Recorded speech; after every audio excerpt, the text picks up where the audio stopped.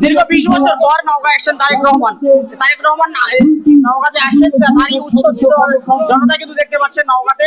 নওগাঁর বিভিন্ন অঞ্চল থেকে বা নওগাঁ 6টি থানা থেকে কিন্তু তারেক রহমান আজকে এসে হাজির হবে নওগাঁয় এবং জানতে পারবো এই বিষয়টা।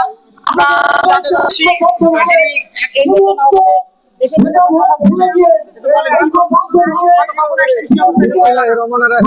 আমি এসেছি পক্ষ থেকে এসেছি। আমি সেই আগে আধার থাকতে এখানে এসেছি। প্রিয় নেতা জনাব তারেক রহমানকে দেখার জন্য, তার দিক নির্দেশনা যেগুলো বলবে সেগুলো শোনার জন্য। এই কথাগুলো শুনে আমরা গ্রামের মধ্যে প্রচারণা করবো যেন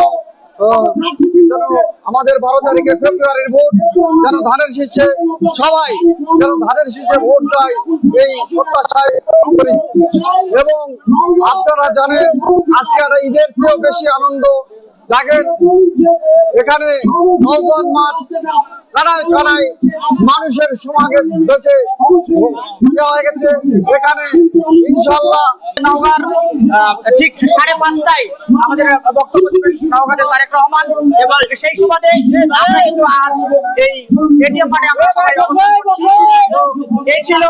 এখন সর্বশেষ আন্দোলন ইন্টার টিভি নওগাঁ।